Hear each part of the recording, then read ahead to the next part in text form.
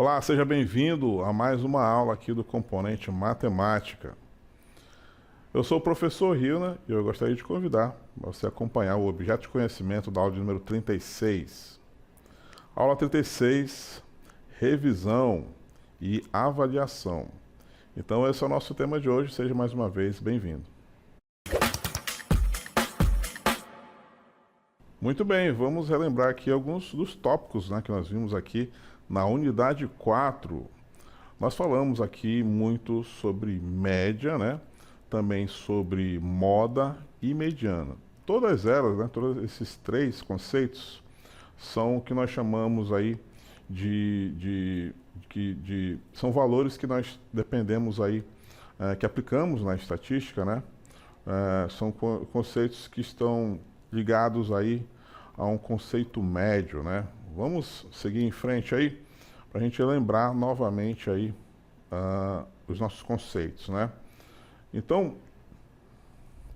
nós temos aí por primeiro a mediana, que é o número do meio, tá?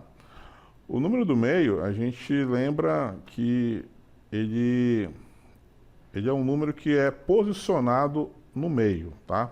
Diferente da média, que dá um valor médio, Ele é um valor médio de uma distribuição.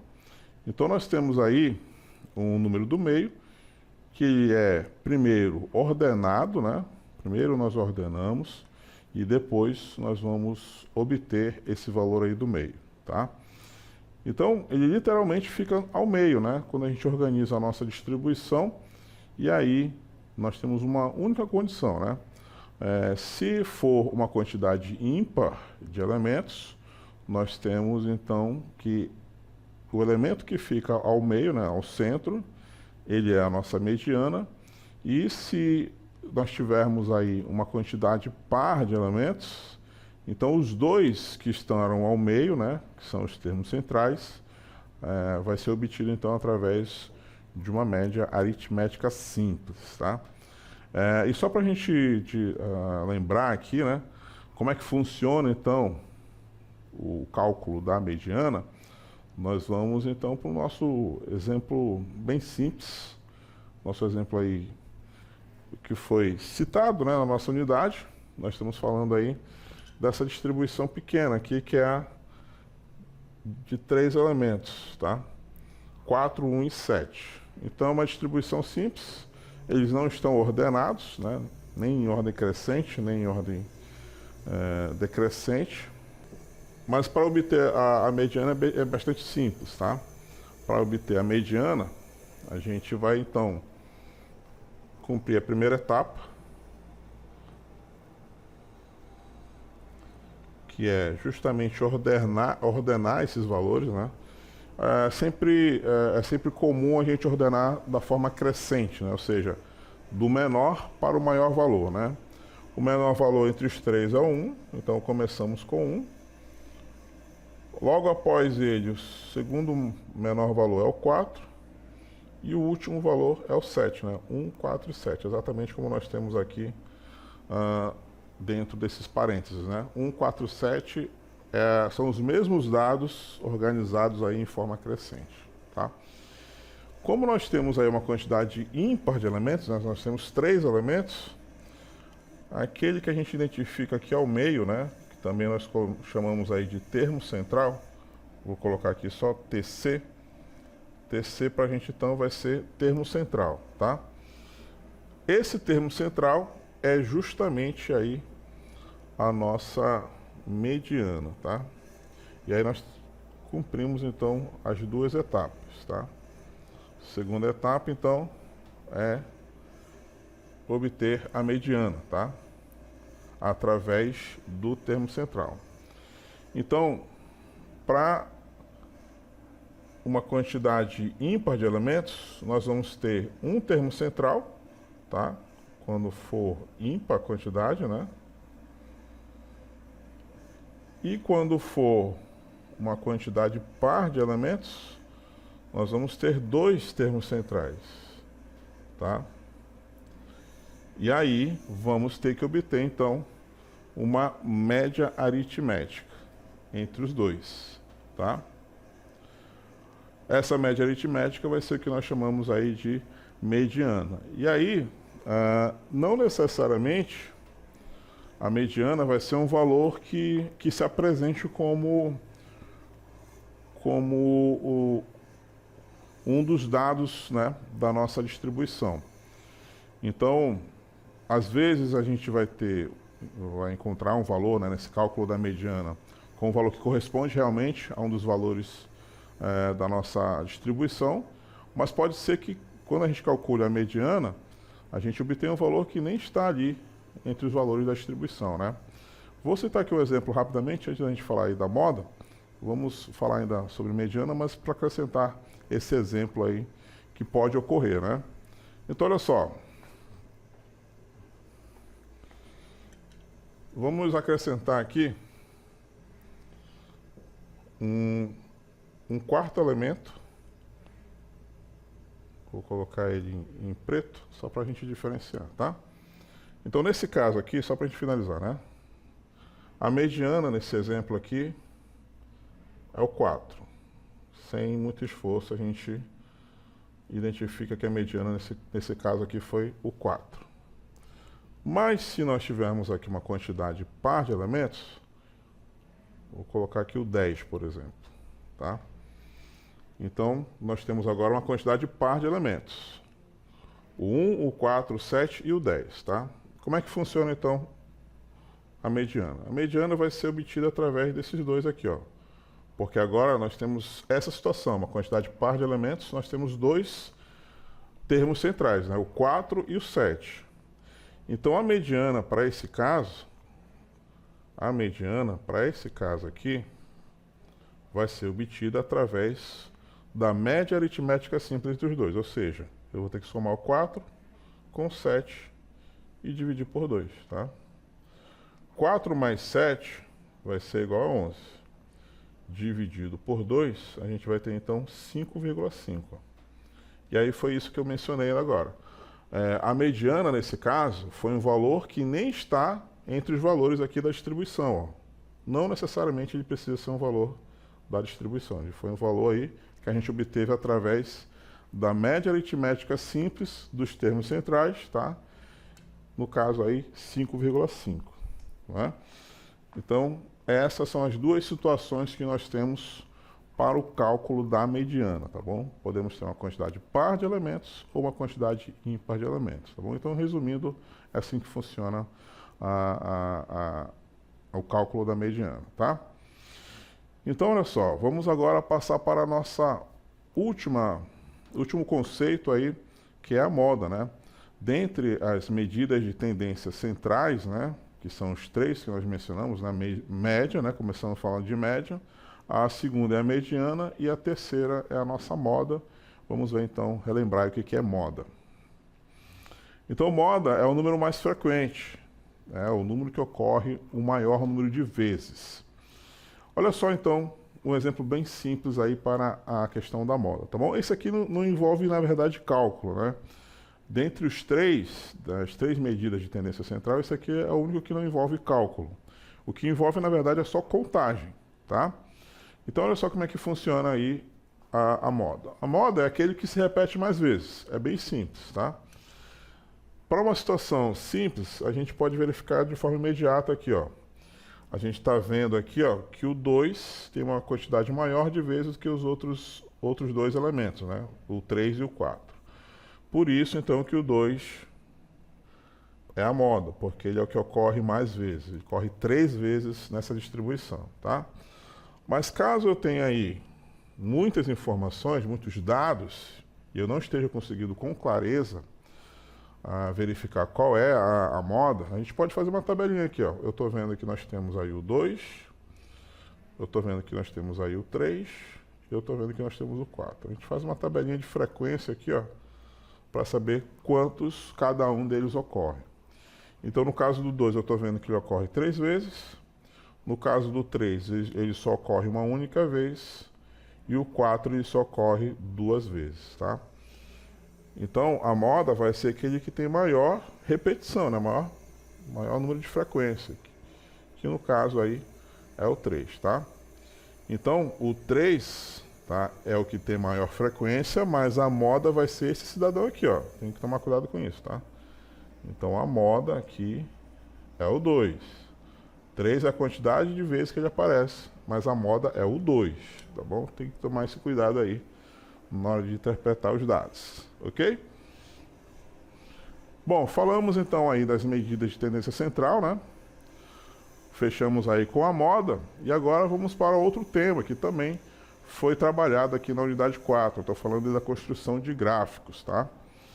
A construção de gráficos, ela é uma etapa que a gente cumpre no desenvolvimimento ali de uma pesquisa, né?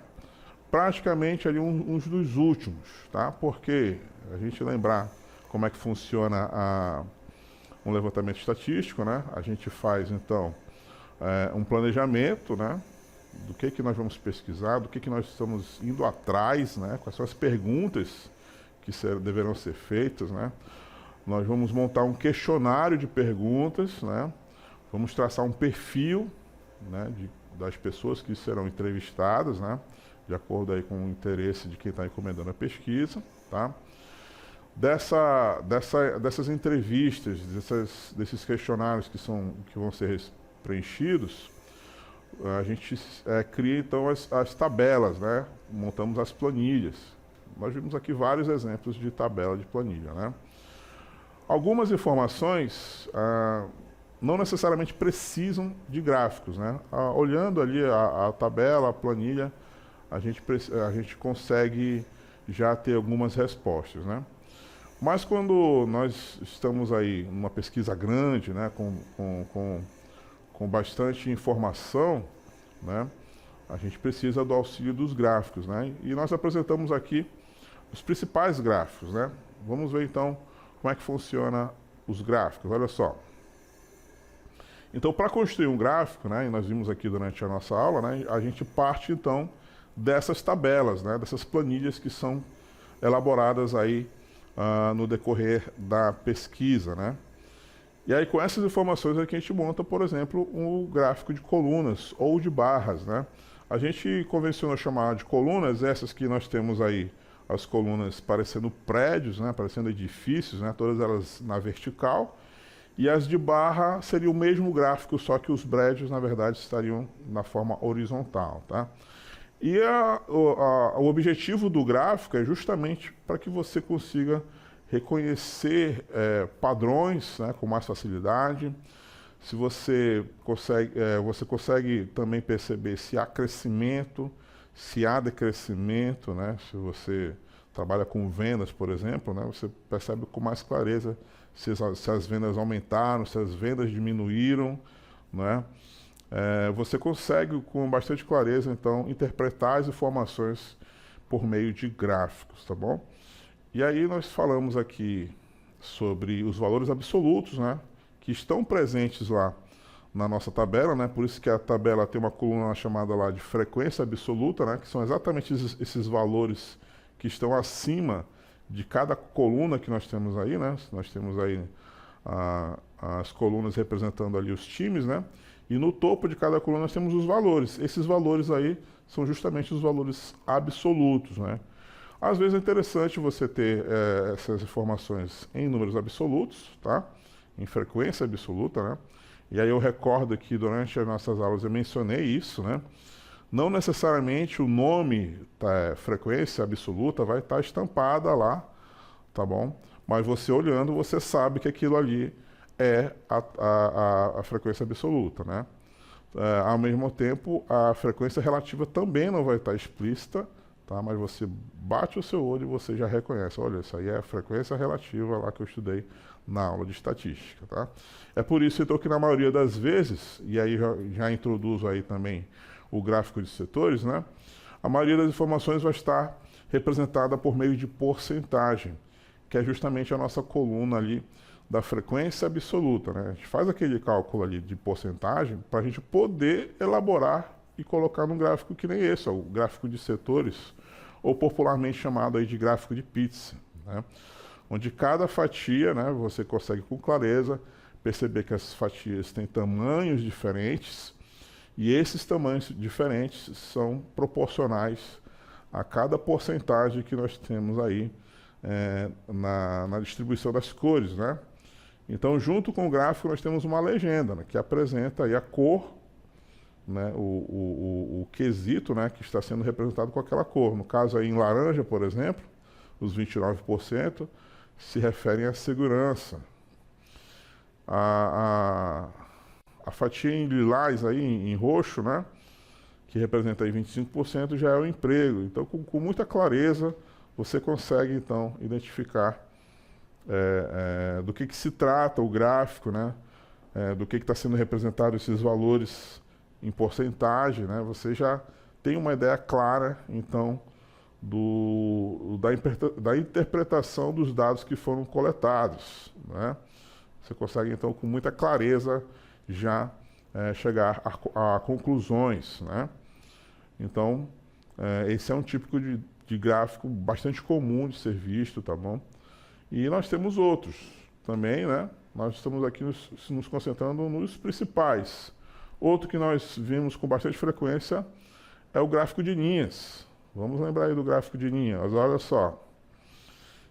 Ele é muito comum de ser visto na época de eleição, né? A gente vê a corrida dos candidatos, né? Então, é uma representação que ele mostra a evolução dos dados com o passar do tempo, né? Na evolução do tempo.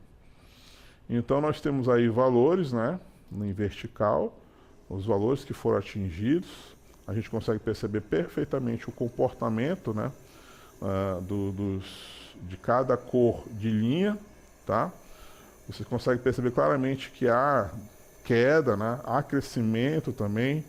Se houvesse estabilidade, seria uma linha horizontal, né? Em paralelo ali, com o eixo horizontal, né? Então, você percebe com clareza as informações que estão sendo tratadas ali nesse tipo de gráfico, tá? E o que nós temos na parte de baixo, né, representados aí por A, B, C e D, seriam então um período de tempo. Pode ser meses, pode ser anos, né?